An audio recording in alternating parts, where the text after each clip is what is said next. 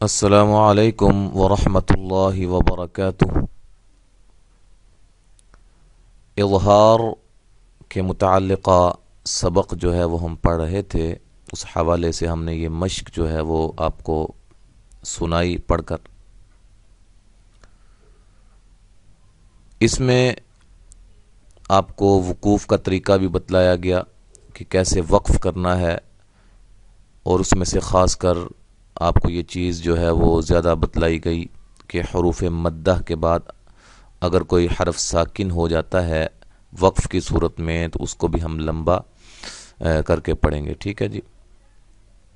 جیسے یہ آپ کے سامنے ہے من حکیمن، تو جب وقف کریں گے تو یہ تنوین ختم ہو جائے گی، میم ساکن ہو جائے گی، تو ہم اس کو 4 الف کے برابر جو ہے وہ لمبا کر سکتے ہیں، من حکیم، ٹھیک ہے۔ اسی طرح من عذاب، یہ الف مدہ ہے، الف مدہ، ٹھیک ہے، اور یہ یاء مدہ ہے۔ اور اسی طرح یہ آپ کے سامنے واو مدہ کی مثال ہے، فَسَيُنْغِضُونَ، ٹھیک ہے جی۔ تو اس کی ایک دو باتیں اچھا جو رہ گئی تھیں، وہ ہدایت نمبر 4 ہے۔ بعض لوگ اظہار والے کلمات میں اظہار کرتے وقت سکتہ بھی کر دیتے ہیں، سکتہ۔ سکتہ جو ہے وہ کسے کہتے ہیں، یہ ذہن میں ہو کہ سکتہ کسے کہا جاتا ہے۔ اچھا جی،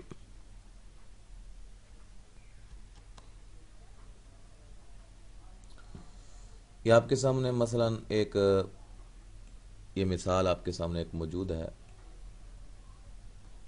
اس میں یہ نون ساکن ہے، ٹھیک ہے، نون ساکن ہے، تو نون ساکن پر آواز کو ختم کر کے سانس کو جاری رکھتے ہوئے پڑھنا سکتہ کسے کہتے ہیں کہ آواز ختم ہو جائے لیکن سانس جاری رہے۔ جیسے کہ ان عمت، اب میں نے ان پہ جو تھوڑی سی دیر لگائی ہے، اس میں اپنے سانس کو میں نے جاری رکھا ہے لیکن آواز کو ختم کر دیا تھوڑی دیر کے لیے۔ تو اس طرح کچھ لوگ پڑھتے ہیں، نون ساکن اور نون تنوین کے کلمات کو اظہار کرتے وقت اس طرح پڑھتے ہیں، عذابا علیما، جرفین ہار، اب فین یہاں تھوڑا سا سکتا یعنی کہ ٹھہر گئے اور آواز کو ختم کر دیا، سانس کو برقرار رکھا، اور اس طرح پڑھنا بھی غلط ہے، اس طرح پڑھنا نہیں چاہیے، ٹھیک ہے جی۔ اس میں یہ چیز ہے جی۔ اگلا ہمارا سبق ہے اقلاب کے متعلقہ۔ اقلاب، اقلاب کسے کہتے ہیں؟ اقلاب کا جو لغوی معنی ہے وہ ہے بدلنا، جو اس کا اصلی معنی کیا ہے؟ بدلنا۔ کس چیز کو بدلنا؟ نون کو میم سے بدلنا، نون کو میم سے بدل کر پڑھنا، ٹھیک ہے، اس کو اقلاب کہا جاتا ہے۔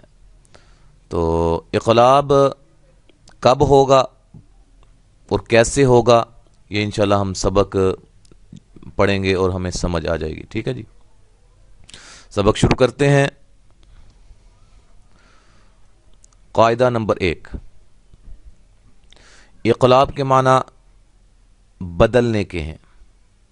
نون ساکن یا تنوین کے بعد اگر با آ جائے تو اس نون کو میم سے بدل کر غنے کے ساتھ پڑھنے کو اقلاب کہتے ہیں۔ ہاں جی، ایک بات اظہار کے متعلقہ جو کہ ہم بتانا بھول گئے، ابھی یاد آئی ہے، وہ یہ ہے کہ ہم نے نون ساکن کا تو اظہار پڑھ لیا ہے، جیسے یہ نون ساکن ہے اس کا اظہار ہو رہا ہے آگے حروف حلقی کے آنے کی وجہ سے، ٹھیک ہے۔ اسی طرح یہ دیکھیں یہ میم ساکن ہے، میم ساکن یہاں بھی ہم غنہ نہیں کریں گے، انعمت غنہ نہیں کر کے پڑھیں گے۔ تو ہم نے شروع میں اخفا کے سبق کے اندر پڑھا تھا کہ میم ساکن کے بعد اگر با آ جائے تو وہاں کیا ہوتا ہے؟ اخفا ہوتا ہے، ٹھیک ہے۔ اب یہ میم ساکن ہے، اس کے بعد یہ با نہیں ہے، تو لہذا ہم یہاں کیا کریں گے، اس کو آج ہم تھوڑا سا سمجھیں گے۔ بہت آسان ہے، یہ بات ذہن میں رکھیں کہ میم ساکن کے بعد، کس کے بعد؟ میم ساکن کے بعد با اور میم، صرف 2 حروف ہیں، با اور میم۔ با اور میم کے علاوہ کوئی بھی حرف آ جائے، کس کے علاوہ جی؟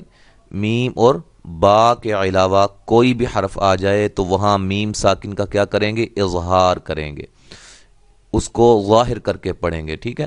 اس کو انعمت اس طرح نہیں، تو انعمت، ٹھیک ہے جی، انعمت جیسے نون کا اظہار ہم نے کیا ہے، ظاہر کر کے پڑھا ہے، نون کی آواز کو ختم کیے بعد فوراً ہی اگلا حرف ہم نے اس کی آواز سٹارٹ کی ہے، اسی طرح اس پر بھی ہم کریں گے، ٹھیک ہے جی۔ تو جو ہی آگے کوئی مثال آئے گی مزید انشاءاللہ تعالی پھر آپ کو میم ساکن کے اظہار کے متعلقہ بھی مثال کے ساتھ جو ہے مزید وضاحت کریں گے۔ تو میم ساکن کا اظہار کب ہوگا؟ کہ میم ساکن کے بعد آنے والا جو حرف ہے با اور میم کے علاوہ کوئی حرف ہو تو وہاں کیا ہوگا؟ میم ساکن کا اظہار ہوگا۔ اچھا جی، اقلاب کی طرف آتے ہیں۔ نون ساکن یا تنوین کے بعد اگر با آ جائے تو اس نون کو میم سے بدل کر غنہ کے ساتھ پڑھنے کو اقلاب کہتے ہیں۔ یہ اقلاب کی تعریف ہے، ڈیفینیشن ہے، ٹھیک ہے جی۔ نون ساکن یا تنوین کے بعد، ٹھیک ہے، نون ساکن، یہ نون ساکن ہے، ٹھیک ہے، اس کے بعد با آ جائے تو ہم یہ نون کو میم سے، یہ چھوٹی سی میم پاک و ہند میں جو قرآن مجید کا رسم الخط ہے اس میں چھوٹی سی میم بھی لکھی ہوتی ہے، عربی قرآن مجید جو ہیں ان کے اوپر اکثر نہیں دیکھا گیا، لیکن یہ قاعدہ آپ کے ذہن میں ہونا چاہیے کہ نون ساکن کے بعد اگر یہ با آ جائے نا تو اس میم لکھی ہو یا نہ لکھی ہو تو اس نون کو ہم میم سے بدل کر پڑھیں گے، ٹھیک ہے۔ فم، اس کو فن نہیں کہیں گے، فن بز نہیں، فم میم، فم بز، اس کا جوڑ بھی ہم اسی طرح کریں گے کہ فا زبر میم فم، اس کو نون فی الحال جوڑ کے اندر بھی ہم نہیں اس کو پڑھیں گے، ٹھیک ہے۔ فا زبر میم فم، با زیر ذال بز، فم بز، ٹھیک ہے جی، اس طرح۔ اچھا، اسی طرح ہم نے یہ دیکھیں تنوین کی بھی مثال آپ کو دیتے ہیں۔ یہ تنوین ہے اور تنوین کے بعد کیا آ گیا ہے؟ با آ گیا ہے۔ اچھا، کچھ ساتھیوں کو نا یہ تھوڑی سی مشابہ پڑتا ہے، وہ کہتے ہیں کہ یہ لام کے اوپر دو زبریں ہیں اور یہ الف لام کے بعد آ رہا ہے، تو یہ کیا ہے؟ میرے بھائیو ذہن میں رکھیں کہ دو زبر جب بھی آئیں گی نا تو ان کے ساتھ جو ہے نا وہ اکثر الف ہی آپ کو نظر آئے گا، کبھی کبھار یا بھی آتی ہے، لیکن الف جو ہے وہ دو زبروں کے ساتھ ضرور آئے گا، ٹھیک ہے جی۔ دیکھیں یہ دو زبریں ہیں، ساتھ الف ہے، دو زبریں ہیں، ساتھ الف ہے، ٹھیک ہے۔ دو زبر کی تنوین کے ساتھ الف جو ہے وہ لازماً ہوگا اور کبھی کبھار یا آتی ہے، ٹھیک ہے جی۔ ہاں، اب دیکھیں تنوین کے بعد کیا آ گئی ہے؟ با۔ اب اس کو قولن، لام دو زبر لن، ٹھیک ہے، اگر با زبر با، قولن با، اس کو ہم اس طرح نہیں پڑھیں گے قولن با، نہیں، قولم میم کو پڑھیں گے قولم بلیغن، ٹھیک ہے جی۔